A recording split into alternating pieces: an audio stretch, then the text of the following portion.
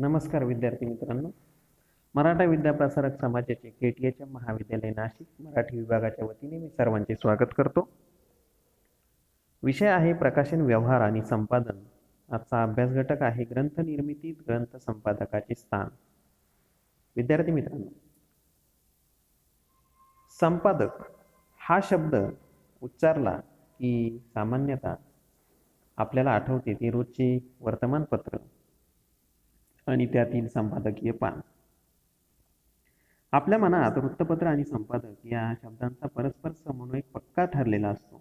थोडे थांबून विचार करायला लागले की लक्षात येते की साप्ताहिक असेल किंवा मासिक असेल, वार्षिक नियतकालिकांनाही संपादक असतातच.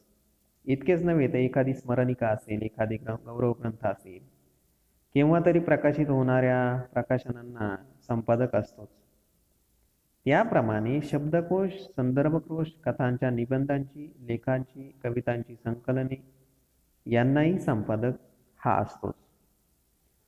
तसेच एखाद्या संशोधनात्मक काम करून टिप्पणी केलेला अभ्यास, निष्कर्ष सांगणारी प्रस्तावना यासह सादर करणाऱ्या अभ्यासकांचा उल्लेखही संपादक म्हणून केला जातो. याप्रमाणे विविध प्रकारच्या नियतकालिकांना, ग्रंथांना, ग्रंथ संग्रह संकलनांना संपादक असतात आणि तसे त्या प्रकाशनावर संपादनाच्या नामोल्लेखासह स्पष्टपणे नमूद केलेले असते. हे सर्व झालं संपादक व त्या पुस्तकाचे नियतकालिकांचे संपादन करतात. या आपण संपादने या मूळ क्रियापदात थोडक्यात मिळविणे, जोडणे, प्राप्त करणे, सिद्ध करणे, कार्य पूर्ण करणे इत्यादी अर्थ आपल्या त्यांच्या कामाच्या स्वरूपावरून आपोआप लक्षात येतात. संपादक प्रकाशनाचे संपादन करतात किंवा संपादकीय करतात, म्हणजे त्या प्रकाशनासाठी जरूर ते लेखन मिळवतात, निवडतात, त्याची वर्गवारी करतात, मांडणी करतात व छापून प्रकाशित करण्यासाठी सिद्ध करतात. अर्थातच प्रकाशनाच्या स्वरूपावरून प्रत्येक संपादकाच्या कामाचे व जबाबदारीचे स्वरूप आपल्याला वेगवेगळे सांगता येईल. आता यामध्ये ग्रंथ प्रकाशन संस्थेचे स्वरूप आपल्याला बघायचं आहे. मी संपादक झाला, आता ग्रंथ प्रकाशन संस्थेचे स्वरूप काय आहे त्याचा आपण विचार करणार आहोत. ज्या पद्धतीने आपण मागील तासिकेला बघितलंय की पुस्तक हा शब्द सतत वापरला जात असला तरी त्याचा नेमका व निश्चित अर्थ बहुतेकांच्या मनात स्पष्ट नसतो. तीच परिस्थिती ग्रंथ प्रकाशक व ग्रंथ प्रकाशक या संज्ञांबाबतही आहे. कोणाही सुशिक्षित माणसाला माहिती असते की लेखक पुस्तक लिहितो, मुद्रक ते छापतो आणि ग्रंथ विक्रेत्याकडे ती विकत मिळते. मग प्रकाशक नेमकं काय काम करतो, असा प्रश्न स्वाभाविकपणे उद्भवतो. येथे फार तपशिलात न जाता थोडक्यात जर आपण विचार केला तर प्रकाशक हा ग्रंथ लेखनापासून त्याच्या विक्रीपर्यंतच्या सर्व कृतींचे संयोजन घडवून आणतो. म्हणजे तो लेखकाकडून पुस्तक लिहून घेतो, अगर त्याने लिहिलेले पुस्तक हस्तलिखित स्वरूपात स्वीकारतो, हस्तलिखितावर आवश्यक ते संस्कार करून तो निर्दोष करून घेतो आणि नंतर मुद्रणासाठी योग्य त्या सर्व सूचनांबद्दल सिद्ध केलेल्या मुद्रण प्रत मुद्रकाला देऊन त्यांच्याकडून पुस्तक छापून घेतो आणि ग्रंथ विक्रेत्यांच्या अगर इतर माध्यमांतून विक्रीद्वारे ते वाचकांपर्यंत तो पोहोचवतो. या सर्व कामांचं संकल्पन, नियोजन, व्यवस्थापन आणि प्रत्यक्ष कार्यवाही या सर्व गोष्टी प्रकाशन संस्था करत असतात. या कामांसाठी आवश्यक ते आर्थिक नियोजन करणे असेल, भांडवल उभारणे असेल किंवा विक्रीद्वारे उत्पन्न मिळवणे असेल, लेखकाला मानधन व इतरांना त्याच्या कामाचा आणि सेवांचा मोबदला देणे असेल, या सर्व गोष्टी प्रकाशक करत असतो. हा संपूर्ण प्रकाशनाचा व्यवहार करण्यासाठी जी विविध कामे करावी लागतात ती 4 प्रकारात विभागता येतात. एक आहे ग्रंथ संपादन, ग्रंथ निर्मिती, ग्रंथ वितरण आणि व्यवस्थापन व जमा खर्च. यातील प्रत्येक विभागाची महत्वाची जबाबदारी आपल्याला सांगता येईल. आता पुढचा जो विषय आपण बघणार आहोत, ग्रंथ प्रकाशन संस्था. तर यामध्ये ग्रंथ प्रकाशन संस्थेत संपादकाचे स्थान काय आहे याचा विचार आपण करणार आहोत. आधीच्या भागात आपण बघितले की ग्रंथ प्रकाशन संस्थेचे काम 4 विभागात कसे विभागले जाते किंवा त्याची प्रत्येक विभागाची कसा महत्वपूर्ण आहे हे आपण बघितले. याचं व्यवस्था चालू राहण्यासाठी तिला प्रेरणा मिळावी लागते किंवा प्रकाशन संस्थेची प्रेरणा कोणती असा हा जर विचार करायचा झाला तर आपल्याला हे लक्षात घ्यावे लागेल की हा संपूर्ण व्यवसाय हा लेखन या मुख्यतः बुद्धिगम्य वैचारिक व कल्पनाधारित निर्मिती प्रक्रियेसंबंधीचा उद्योग आहे. म्हणून प्रकाशन व्यवसायाचे वर्णन बौद्धिक उद्योग असे केले जाते. आता प्रकाशन या व्यवसायाचे मूलस्रोत असलेले लेखनासंबंधीचे कामे म्हणजे लेखन किंवा लेखक यांची निवड, हस्तलिखितांचा स्वीकार नकार, यांची सुधारणा, पुनर्मांडणी इत्यादीची कामे ज्या विभागात होतात तो संपादन विभाग हा प्रकाशन संस्थेला प्रेरणा देणारा, या संस्थेच्या कामाची दिशा व वेग ठरविणारा असावा. हे स्वाभाविकच आहे. संपादक विभागात कोणकोणत्या प्रकारची कामे होतात ही थोड्या तपशिलात जाऊन आपण जाणून घेण्यापूर्वी प्रकाशन संस्थेतील विविध विभाग कोणत्या जबाबदाऱ्या पार पाडतात आणि त्या सर्वांच्या संपादक विभागाचे स्थान काय असते हे आपण थोडक्यात समजून घेऊया. प्रथम बघूया संपादक विभाग. प्रकाशन संस्थेच्या कामाची सुरुवात व विभागाच्या कामांपासून होते. हस्तलिखितांच्या लेखकांकडून विचारार्थ घेणे, अगर लेखकांकडून लिहून घेणे, त्यांच्यावर संस्कार करणे, ते पुस्तक स्वरूपात प्रकाशित करायचे ठरविणे, त्यांच्या निर्मितीचा कार्यक्रम ठरविणे, त्यांच्या निर्मितीसाठी मांडणी, सजावटीची संकल्पना करणे व निर्मितीबाबत निर्मिती विभागाला सूचना देणे व तयार झालेल्या पुस्तकांच्या वितरणाबाबत वितरण विभागाला मार्गदर्शन करणे ही सर्व कामे संपादक विभागामार्फत केली जातात. त्याप्रमाणे हस्तलिखित स्वीकारण्यापासून त्याचे पुस्तक स्वरूपात वितरण होईपर्यंत प्रत्येक टप्प्यावर संपादक विभागाचे काम चालू असते. हा झाला संपादक विभाग. पुढचा आहे निर्मिती विभाग. संपादक विभागाला संभाव्य पुस्तकाच्या निर्मितीचा अंदाज देणे, पुस्तक प्रकाशनासाठी स्वीकारायचे किंवा नाकारायचे हा निर्णय घेण्यासाठी असा अंदाज संपादक विभागाला असणे आवश्यक असते. एखादे पुस्तक प्रकाशनासाठी स्वीकारल्यानंतर संपादक विभागाच्या सूचनांप्रमाणे त्याची प्रत्यक्ष निर्मिती व त्यासाठी योग्य प्रकारचा छापखाना, बांधणीकार, चित्रकार इत्यादींची निवड करून त्यांच्याकडून वेळापत्रकानुसार काम करून घेणे या निर्मिती विभागाच्या जबाबदाऱ्या आपल्याला सांगता येते. पुढचा येतो भाग वितरण विभाग. हस्तलिखित स्वीकारलेले निश्चित करण्यापूर्वी संपादक विभागाकडून पुष्कळदा संभाव्य पुस्तकाच्या विक्रीच्या शक्यतेबाबतचा अंदाज व वितरण विभागाचे मत विचारले जाते व हस्तलिखित स्वीकारण्याचा निर्णय घेताना त्याचा विचार केला जातो. कारण या विभागाचा ग्राहकांशी थेट संपर्क असतो. तयार झालेले पुस्तक ग्राहकांपर्यंत पोहोचविण्यासाठी त्याची प्रसिद्धी, फिरत्या प्रतिनिधींमार्फत प्रचार, प्रसार, जाहिरातींचे संयोजन इत्यादी सर्व कामे वितरण विभागाला पार पाडावी लागतात. आणि यातला चौथा विभाग आहे व्यवस्थापन व जमा खर्च. आता व्यवसाय म्हटलं की त्याचे व्यवस्थापन आले, त्याचा जमा खर्च आला, त्याचे दप्तर आले, सर्व पद्धतशीरपणे व नियमितपणे होणे आवश्यक असते. या दृष्टीने लेखकांशी व वितरकांशी करार करणे, त्या करारांप्रमाणे होणाऱ्या कार्यवाहीचा मागोवा ठेवणे, खरेदी विक्रीची वसुली करणे, लेखकांच्या मानधनाचे वगैरे हिशोब ठेवणे, विविध कायद्यांच्या तरतुदीप्रमाणे नोंदी ठेवणे व आवश्यक त्या नियमांची पूर्तता करणे ही सर्व कामे तर व्यवस्थापक विभागाला करावीच लागतात. त्याचबरोबर वार्षिक ताळेबंद, संस्थेची आर्थिक प्रकृती, विविध प्रकाशीय पुस्तकांची हालचाल, त्यांचे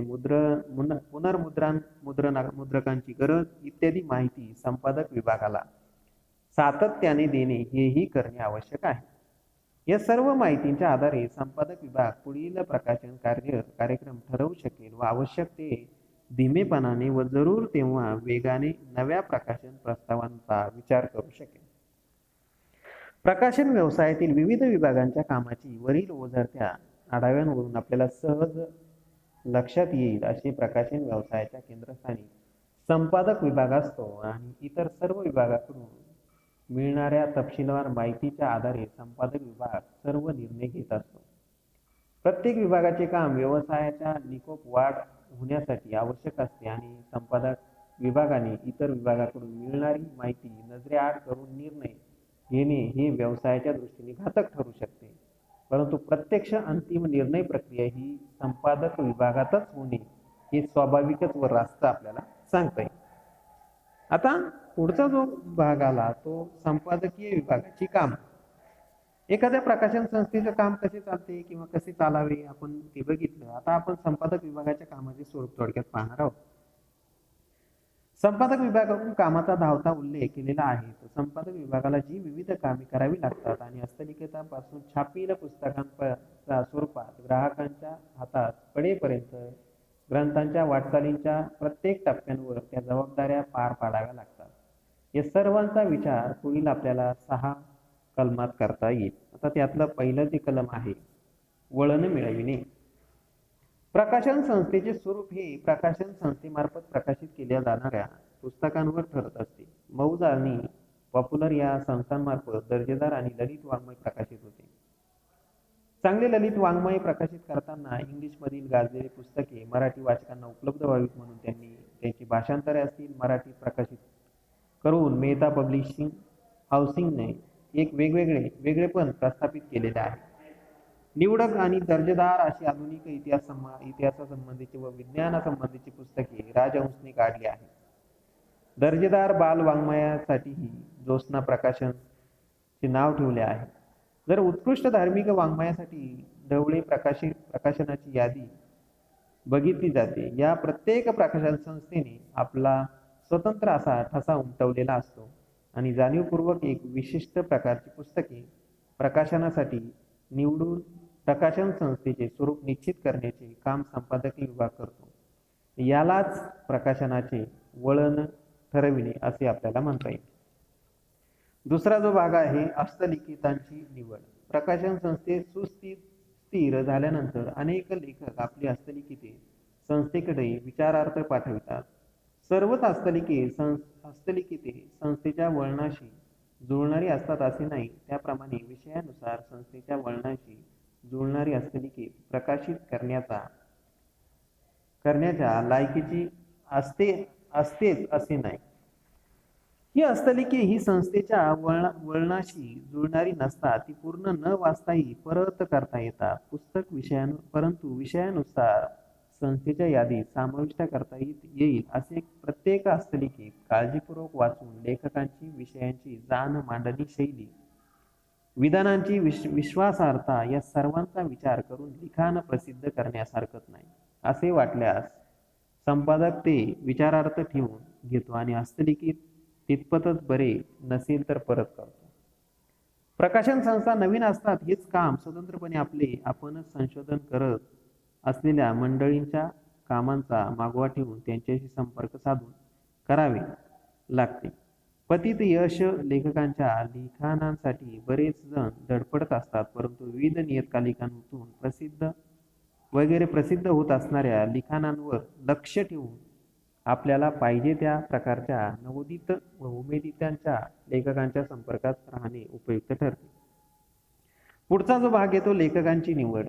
जेव्हा प्रकाशन संस्थेच्या धोरणानुसार विशिष्ट विषयांवरील विशिष्ट वाचक वर्गासाठी विशिष्ट पद्धतीने लिहिलेली पुस्तके मुद्दाम तयार करून घ्यायची असतात,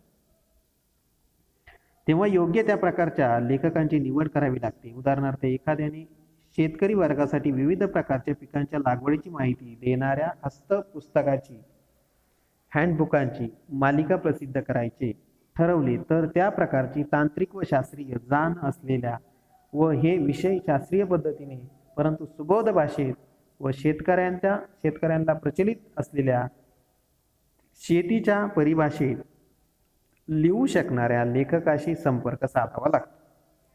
या लेखकांना पुस्तकांचा हेतू, विषय, वाचक वर्ग, आकार इत्यादी स्पष्ट कल्पना देऊन आपल्याला त्यातील हे लेखन निश्चितपणे काम करू शकतील अशी खात्री वाटते तेव्हा लेखक निवडून त्यांचं काम वेळापत्रकांसह नेमून द्यावे लागते. या संदर्भी हस्तलिखितांची निवड त्या आधीच्या कलमात नवीन लेखकांवर लक्ष ठेवण्यासंबंधीच्या सूचनाही महत्त्वाची ठरते. पुढचा भाग येतो संहिता संपादन. लेखकाने आपणहून पाठवलेले लिखाण असून अगर आपण नेमून दिल्याप्रमाणे केलेले लिखाण असो, ते संपूर्ण वाचून ते अधिक वाचनीय किंवा विश्वासार्ह होण्याच्या दृष्टीने त्यात सुधारणा व बदल त्यांच्याशी चर्चा करून त्यांच्याकडून करून घेण्याची कामाची संहिता संपादन म्हणतात. म्हणजेच त्यांच्याशी चर्चा करून घेणं असेल, त्यांच्याकडून काम करून घेणं असेल, या सर्व गोष्टींना संहिता संपादन आपल्याला म्हणता येईल. ग्रंथ संपादन असे ज्या कामाला निश्चितपणे व नेमकेपणाने म्हणता येईल असे हे काम आहे, याबाबत आपण पुढील घटकांना तपशीलवार विचार करणार आहोत.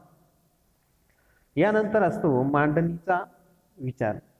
ग्रंथाच्या विषयाला व आशयाला अनुरूप अशी संभाव्य संकल्पित वाचक वर्गाची गरज व क्षमता लक्षात घेऊन ग्रंथाचा आकार, चित्रे, तक्ते, अक्षर जुळवणी व मांडणी इत्यादी असायलाच हवी.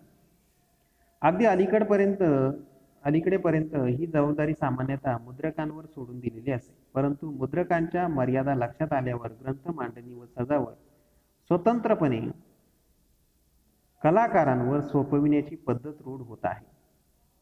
परंतु सामान्यतः कोणत्याही ग्रंथाच्या बाबतीत ग्रंथाचा विषय, आशय, हेतू, त्याची जाण असलेली ही व त्याचबरोबर ग्रंथ निर्मितीच्या तंत्राशी परिचय असलेल्या व्यक्ती म्हणजे संपादक, त्यामुळे ग्रंथाच्या मांडणीचा व सजावटीचा विचार करून त्याबाबत सजावट मांडणीचे काम करणाऱ्या कलाकारांना मार्गदर्शक करणे आणि मुद्रकाला योग्य त्या सर्व सूचनांसह मुद्रणप्रत तयार करून देणे ही कामं संपादकीय जबाबदारीचा भाग झाली आहे.